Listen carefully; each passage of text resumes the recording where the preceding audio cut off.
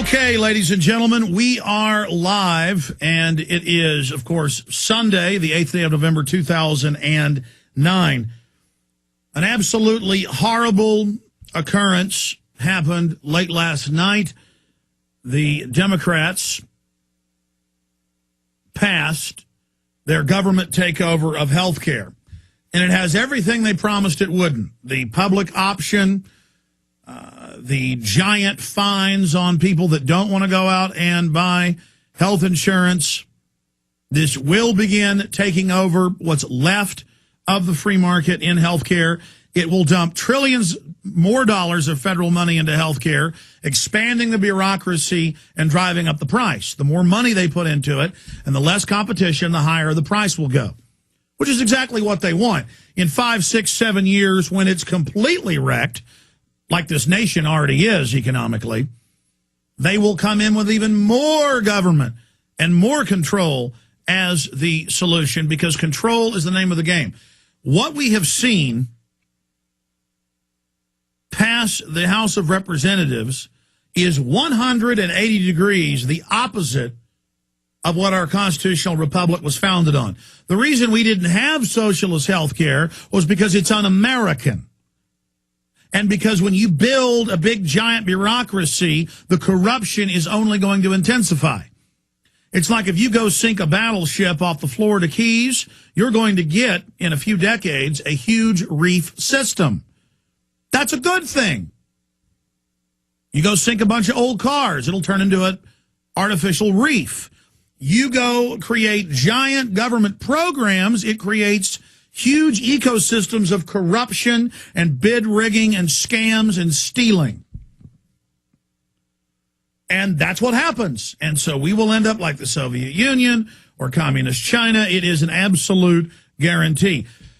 Also, another big issue here is the media the whole time has falsely cast the debate as if insurance companies were against this and rich guys were against this. No. The spokesman for the healthcare insurance companies of the United States has been in the Wall Street Journal and everywhere else admitting that they wrote this plan. But then when Nancy Pelosi gets called a Nazi at a press conference by somebody that snuck a bullhorn in, she goes, "Oh, thank you, insurance companies. Thank you, healthcare companies." No, the big official lobbyists of the healthcare industry are on record, and we've read their quotes here, bragging that they wrote this bill. Now, they threatened a month ago, and again 2 weeks ago, that if the $5,000 fines and prison time for not buying their insurance policies was taken out of the bill, they were going to throw their weight against it. And so the Congress said, okay, we'll put you in prison. And the bill's even worse. The old bill had a $5,000 policy you had to buy or get a $5,000 fine. This new one says $15,000. Ladies and gentlemen, $15,000 is what more than 60 million people in this country make a year. I mean, it's over, folks. NAFTA GATT was meant to bankrupt our industry. I have the government documents. We read a bunch of them last week about how they plan to destroy our industry. Then big banks, the globalists, the big select corporations are the only ones that own and control the factories in China and Mexico and India. They have sweetheart deals with the elites there. They then can produce the items cheaper than anybody can in the Western world, so you lose your industrial base. Then they keep jacking up the taxes on the middle class and working class to bankrupt everybody and drive everybody into government control. I mean, that's what all of this is about. This is a sophisticated takeover. And they've got all these slick Republicans up there with their talking points playing along with the game. And you've got all the slick Democrats out there with their talking points repeating the same stuff just in different ways that is on the surface opposed to each other, but then you pull back and realize it's all smoke and mirrors. I mean, Bush tripled the size of government. Bush signed on to man-made global warming theory. Bush tried to reauthorize the assault weapons ban. And Obama's continued the wars and continued the Patriot Act and continued everything Bush did, because there's no difference between these people. Certainly, you can get Republicans elected coming up on about a year from now in the 2010 congressional election, and all the polls show the Democrats are going to lose control of the House. But you watch, those Republicans aren't going to be able to repeal the health care bill. Oh, they just won't be able to repeal the greenhouse gas tax bill. Oh, they just won't be able to repeal any of it. Just like Obama couldn't stop the wars. Oops, he had to make them even bigger, because there's an elite agenda, and the Republicans and the Democrats are there to carry it out together.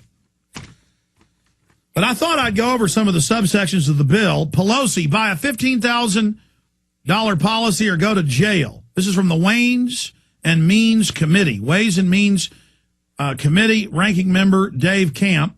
Today, ranking member of the House Ways and Means Committee, Dave Camp, released a letter from the Nonpartisan Joint Committee on Taxation confirming that the failure to comply with the individual mandate to buy health insurance contained in Pelosi's health care bill, H.R. 3962, as amended, could land people in jail.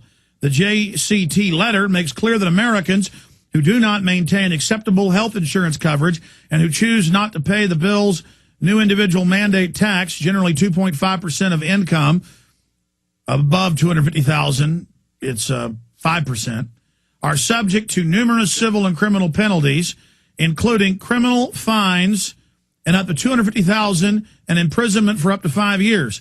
Now that is in the bill. I didn't just believe the Ways and Means Committee, and I didn't believe the Ways and Means Committee on Taxation. I actually went to the bill, and it does say that.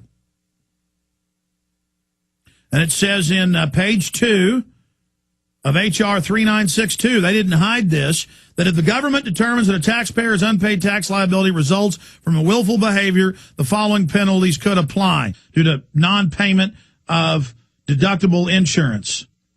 And look, last week I showed you that in Illinois, they're already issuing a federally written taxpayer handbook that says by federal law, this money has to be withheld out of your check for the government-controlled insurance rule. Now, you look at Australia, England, Germany, other places. This is actually in the news today. If you're only making, say in England, 10,000 pounds a year, you're blue collar, that's around $18,000, and you can't pay the 20% tax they've got there. I mean, 20% of your money there goes towards your insurance. Oh, you've got free government health care, 20% of your paycheck. Don't worry, though. Here, they're just going to start out with 10% of your paycheck, and then the bureaucracy will use most of it and then give some to the insurance companies and to the big mega, they have big pharma, big agribusiness for farming. Well, it's the same thing here, big mega healthcare. And big mega healthcare is lobbied for all this because they've got the lawyers and the computer systems and the secretaries and the big high-rise of buildings of bureaucrats. They want all of this. This is going to shut down your small hospitals, shut down your small dental offices. I mean, they're already all shut down. You want big box Walmart healthcare, you're going to get it. And you're going to get crappy healthcare, too. You're going to get an aspirin for a heart attack. I mean, it's admitted in Europe and in England. I've watched the House of Commons during Prime Minister's questions. Back when Tony Blair was in, and they'd say, my constituent, we had to wait 18 months for a brain surgery and died. It was operable within 6 months. And Tony Blair goes, yes, I'm aware of these cases, and it's unfortunate, but that's the way the rationing works due to the system. I mean, they don't even deny it over there. But here, the controlled left goes, oh, no, there's no rationing in Canada or Germany or England. That's all lies.